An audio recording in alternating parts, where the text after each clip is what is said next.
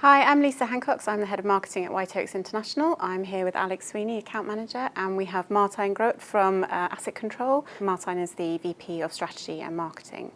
So we're here today to talk a little bit about how our digital support for Asset Control has run alongside your PR and content campaigns. Can you tell me a little bit about where we started to add in social and digital support for you and what form that's taken? Sure. Asset Control is a fintech company active in financial data management. So what we do is we provide solutions to financial services firms, banks and asset managers, insurance firms that help them integrate, master and distribute financial content. So social media to us became crucially important the last few years.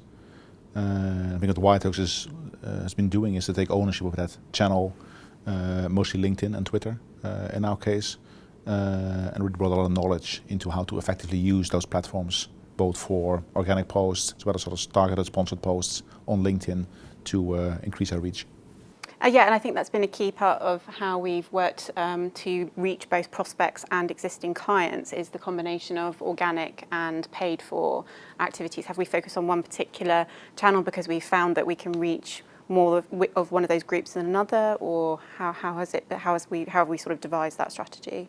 I think what Whiteoaks did is to bring experience in using those channels for other companies, and I think in collaboration with the marketing team at Asset Control that knows the product, that knows the sort of value propositions intimately, to come up with a sort of the best approach of sort of targeted audiences, demographics, job titles, profiles of target firms, and that helped us to sort of use the sponsor channel to supplement the organic channel, to sort of prevent us sort of staying in our traditional group of users and followers.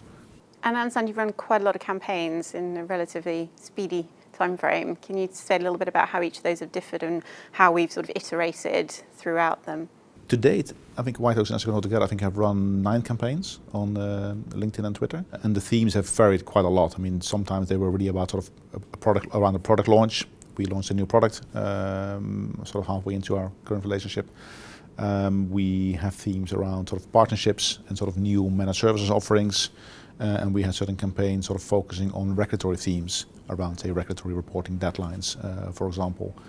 And I think what was common, although the sort of type of news or story, if you like, was slightly different, I think how it was approached was common in that we approached these campaigns really more as a sort of an overall story, rather than isolated posts have a sort of an integrated story for the audience to follow.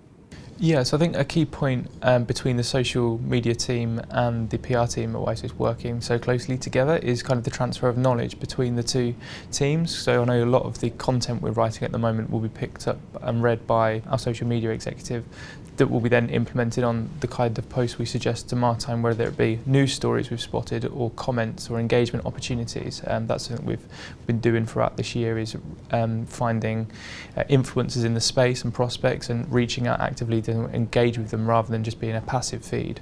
It's very much kind of an active post, and Martijn plays a big part in making sure we are talking about the right comments and making sure that we do get that technical detail spot on, because I think in your industry, Martijn, it's really important to make sure we get the regularity side of things spot on. It can indeed be highly technical, certainly with the regulatory and the sort of minute details sometimes of data items to be reported in financial services. So through collaboration, I think we managed to sort of distill the key themes and have, I think, a good sort of combination of, it can be sometimes commenting on news in the industry, it can be our own announcements, sort of, or promoting some research we've done or other pieces. I think it led to quite a nice mix, and one of the side effects we saw that it really drove website traffic. And I think something that's really important is how our social media executive is very much almost like an extension of the asset control team, working with various members of the marketing department to kind of push back on ideas and make sure that campaigns are running at the right time with the right targets. I think it worked well, very well. There's very regular contact. I mean, apart from our sort of scheduled weekly calls, there's a lot of sort of ad hoc sort of conversations and calls going on between our sort of London and New York offices and Whiteoaks as well. And I think that combination of sort of, careful planning, thinking through the sort of a campaign from the beginning with some improvisation where it's needed and where it's helpful, I think has been very valuable. And how important is the reporting structure at Whiteoaks? I know social media executives does quite a lot of feeding back and reporting on each LinkedIn campaign, for example. How important is that to have them figures and kind of consultancy around why a campaign might have done so well or might not have done so well?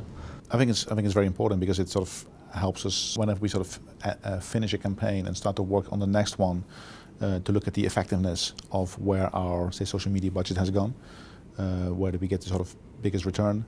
So it helps us sort of crafting maybe the messages, but also the sort of the audiences and the demographics and the posts themselves.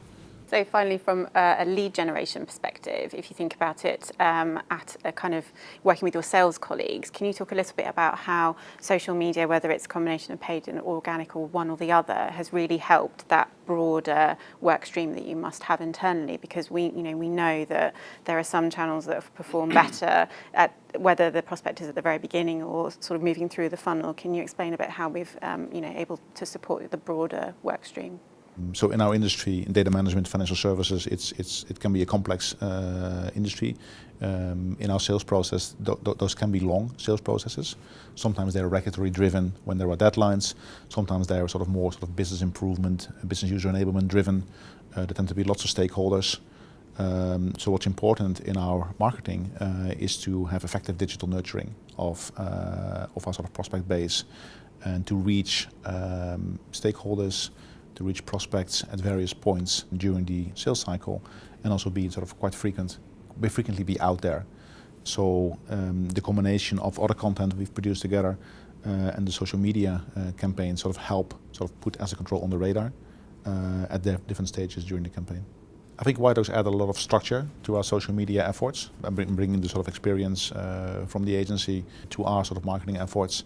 I think really helped sort of having, I would say, sort of refined sort of end-to-end campaigns on social media. I think we moved from what was probably more sort of an ad hoc, maybe afterthought rather than an integral channel of our marketing mix.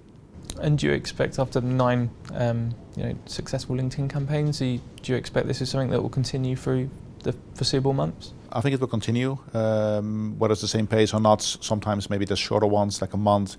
Maybe sometimes we can run them like one or 2 months. But the sort of a regular rhythm of campaigns, I see that continue because so far it has proven to work well.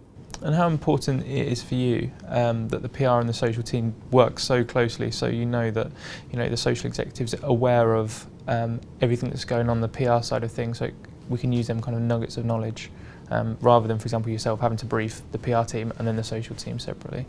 Yeah, I mean, to me it's important that it's sort of effectively one team, because we have crafted a number of key messages. Those have to underpin whether it's thought leadership in the trade press, white papers, media interviews, or social media activity. I think you need that sort of consistency beneath the messaging and the sort of specific posts you put out. So to me, it's sort of important that it is very closely connected. So how important is it for you that Whiteoaks are identifying the right engagement opportunities on social, whether it be promoting product news or kind of news stories?